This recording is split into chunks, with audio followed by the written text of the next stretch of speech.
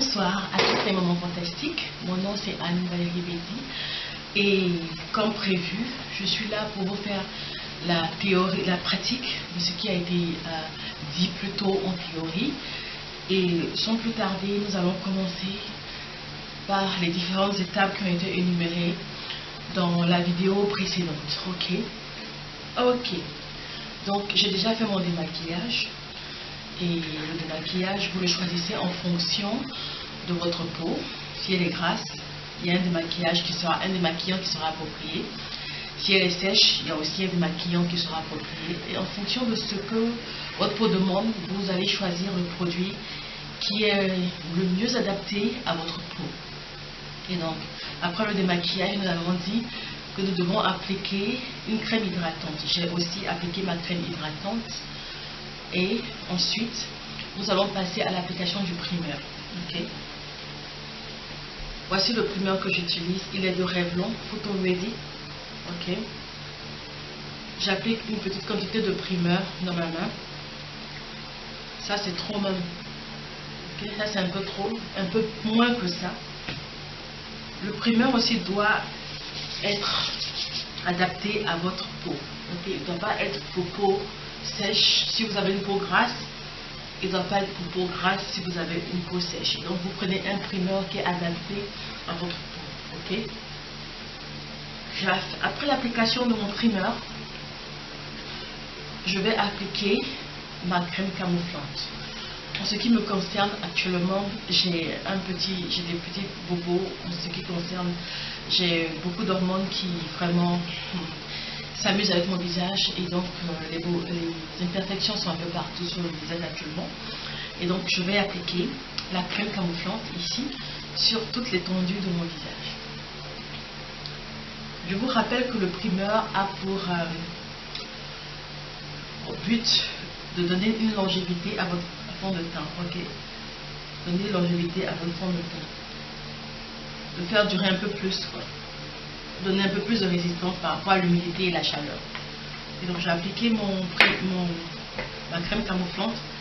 Et n'ayez pas peur d'utiliser votre main. Tant que cette main est propre, vous pouvez l'utiliser pour répandre la crème camouflante sur les parties à problème de votre visage. Et si vous voyez que vous n'avez pas pris assez de crème, vous pouvez toujours retourner dans votre peau et continuer de couvrir les imperfections jusqu'à ce que vos imperfections disparaissent devant vos yeux avec votre crème camouflante. Et la crème camouflante que j'utilise ici, elle est de Maybelline, Dream Matte Mousse de Maybelline. C'est un très bon fond de teint. Et moi, je l'utilise comme crème camouflante parce qu'il produit un effet vraiment camouflant qui n'a pas son pareil. De tous les produits que j'ai utilisés, ce produit vraiment permet un camouflage impeccable. Et ainsi se termine l'application de la crème camouflante. Pour permettre à cette crème camouflante de pouvoir bien s'asseoir sur le visage, je vais utiliser une brosse et ma poudre, mon fond de teint normal. Normalement, après l'application de la crème camouflante, vous devez appliquer du fond de teint en liquide, celui-là.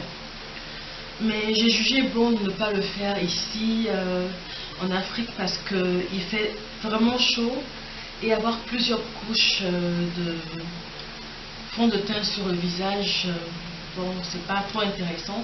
Ça peut dégouliner, ça peut déborder, tomber dans les habits. Et donc si vous avez trouvé une crème camouflante qui s'apparente vraiment à la couleur de votre peau, qui couvre vraiment vos imperfections, je conseille de passer directement à l'application de la poudre pour permettre à cette crème camouflante là de continuer de perfectionner, de parfaire votre peau. Vous n'avez pas besoin encore d'appliquer d'autres couches de fond de teint et tout ça. Mais la poudre, c'est important que vous le fassiez. Ensuite, après l'application de la crème camouflante et de la poudre, nous allons passer au contour du visage comme j'avais déjà parlé. Okay? Le contour du visage se fait avec un fond de teint 2 ou 3 fois plus clair que le fond de teint normal et un fond de teint 2 ou 3 fois plus noir que le fond de teint normal en ce qui concerne le fond de teint que vous porterez. Je vais commencer par le fond de teint un peu plus noir. Okay? Voilà ce que je fais de ce fond de teint un peu plus noir. Je n'avais pas trop détaillé dans l'autre vidéo, mais dans cette vidéo, je détaille. Je redessine le contour du nez, okay, avec mon fond de teint un peu plus sombre. Okay.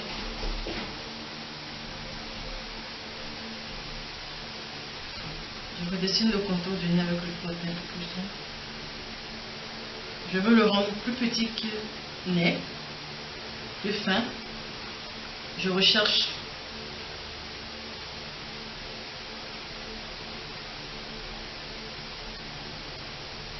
les os en faisant ça.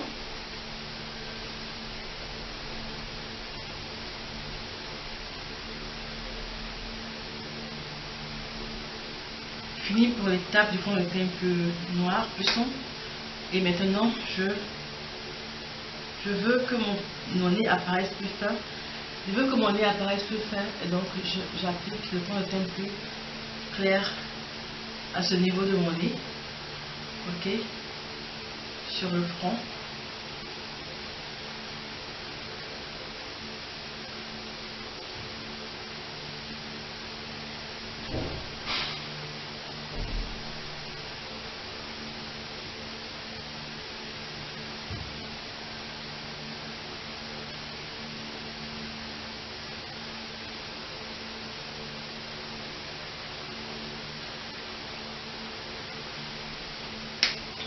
À l'aide d'un pinceau et d'une poudre à peu près de la même couleur que le fond de teint clair que je viens d'appliquer,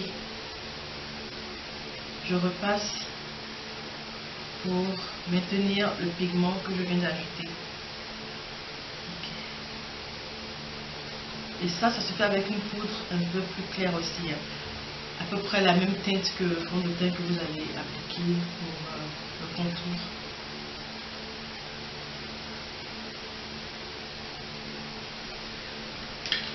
Bon, maintenant je prends le fond de teint normal qui s'apparente à la couleur de ma peau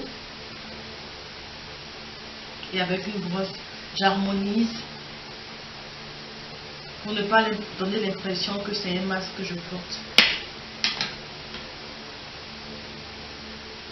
J'avais oublié la vaisselle.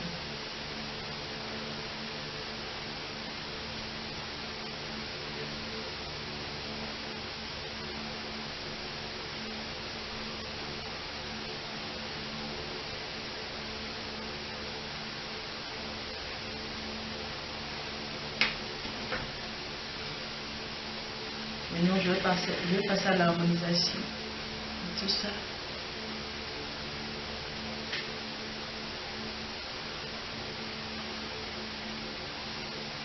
Pour que ce soit juste une esquisse, pour qu'on ne sente pas vraiment l'effort qui a été fait de mettre...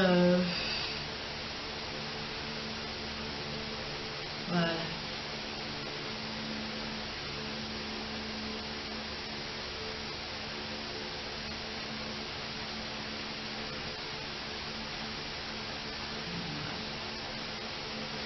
Le contour va apparaître comme une ombre, ça ne va pas apparaître comme un masque. Okay, c'est important, okay, c'est important d'harmoniser, okay, quand vous avez fini le contour. Parce que sans ça, mesdames, vous ressemblerez à un masque. Mais c'est important de faire le contour parce que ça redimensionne votre visage, ça redonne une allure plus mince comme je l'avais dit. Et ça affine les traits du visage. C'est le but du contour en fait. Okay.